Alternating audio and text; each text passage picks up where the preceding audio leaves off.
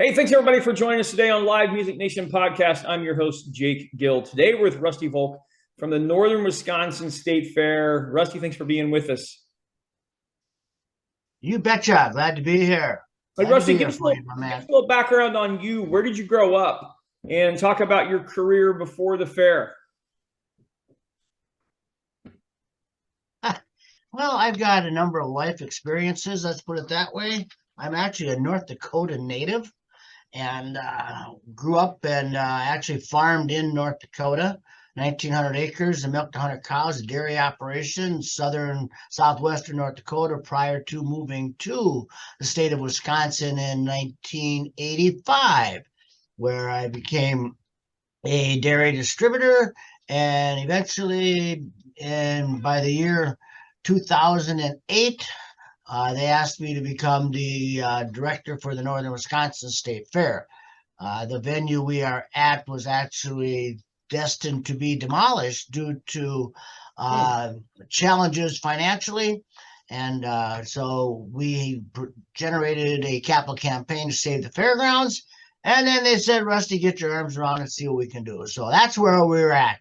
So I'm a jack of all trades, master of none, but having a lot of fun. Let's put it that way, Jake. All right, makes good sense.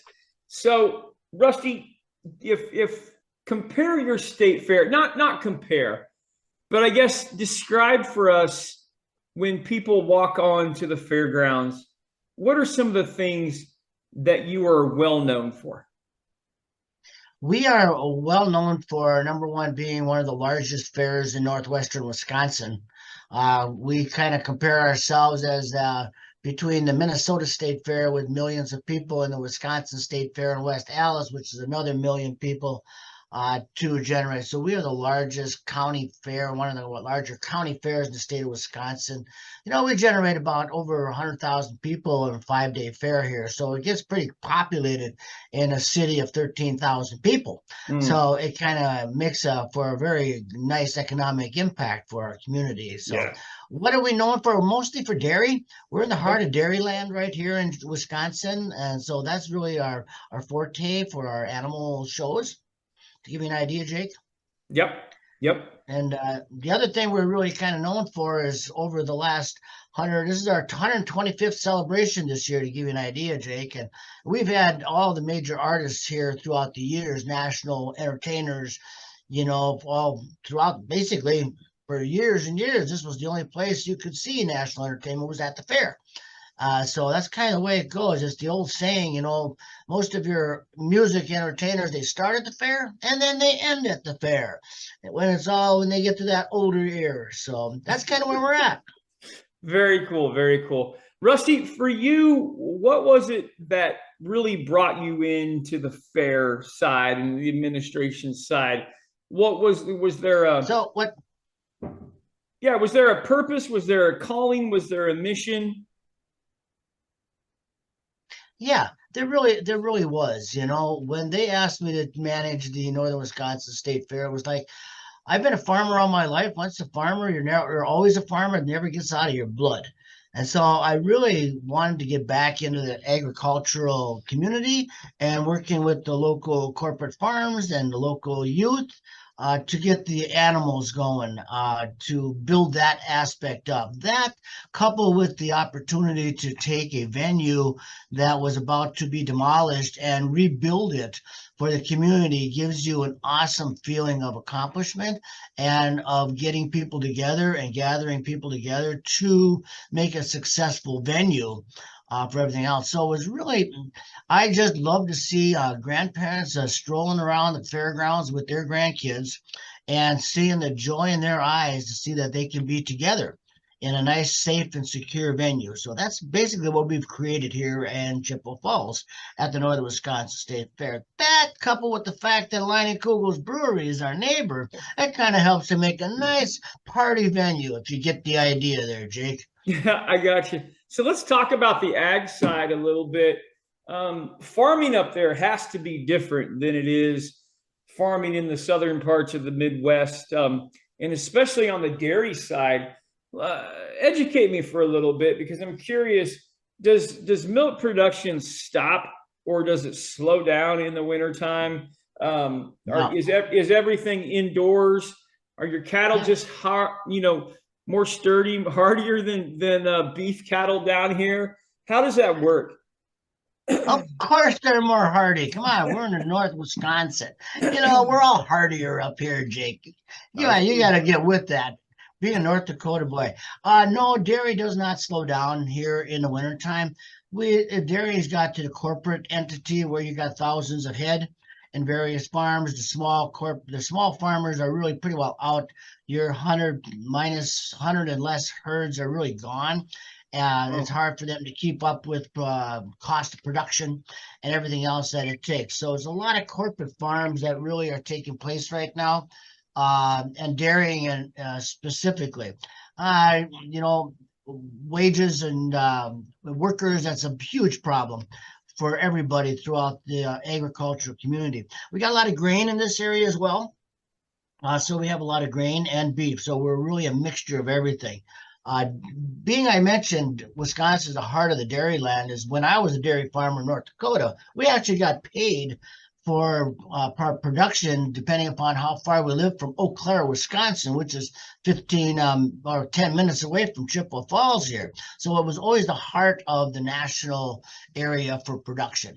But no, the cows are not any bigger or anything else, but they're all indoor. It's all pretty much indoor, Jake. We keep them indoors. That's body heat keeps it going. It's amazing what these new corporate farms are and what they do, and the money they've invested is phenomenal to make sure that we have production and food to eat. yeah. Cheese curds, more cheese curds. Yeah, as you're talking to a guy who's allergic to milk. That's awesome. Okay, back to the fair, Rusty. What are some of the new things that you guys are going to try over the next coming years? Well, what's really new at our particular fair is we are remodeling and redoing all of our animal barns, our cattle barns. They were all over 100 years old. So after our 2022 fair this past year, we basically took down all of our animal barns and we're rebuilding them. So right now we're rebuilding 5 different buildings all over this winter right now, to be prepared for July when our fair comes in. So we're building a new coliseum, new cattle barns, small animal barns, showers, restrooms. We're just rebuilding our facility, creating an ag campus. So we're rebuilding our venue to be the ag campus center for northern Wisconsin. So that's kind of some exciting things that we're doing in that regards.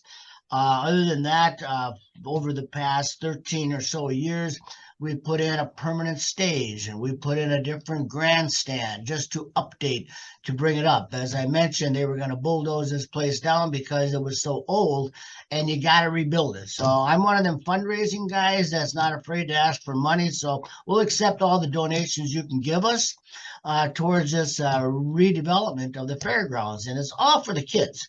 If we don't keep our youth involved and moving forward so that they have the responsibility of taking care of animals and knowing where their food sources come from, we're going to lose that respect and lose that purpose of our corporate farms.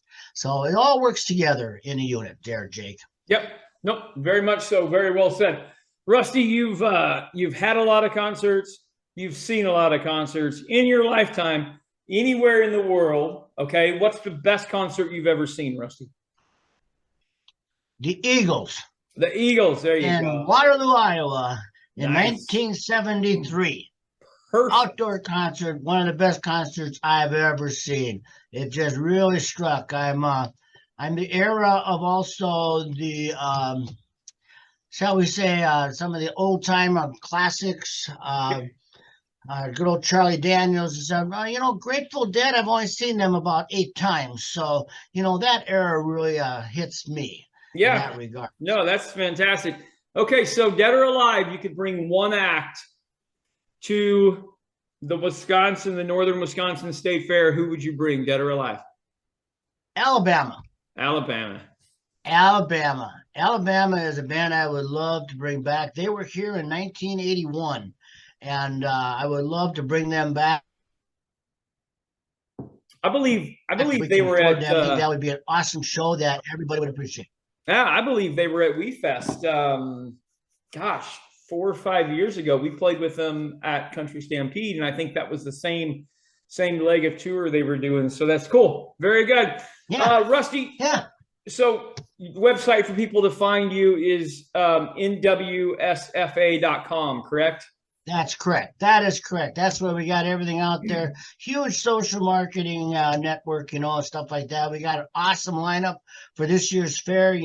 We're kind of transitioning a little bit. We got Nelly coming in this year, believe it Perfect. or not, because he's with Florida Georgia Line and all kinds of people these years. He's moving up the country act. So we're trying to transition and to get a real diverse crowd that comes in here. We got Justin Moore coming in and Sticks.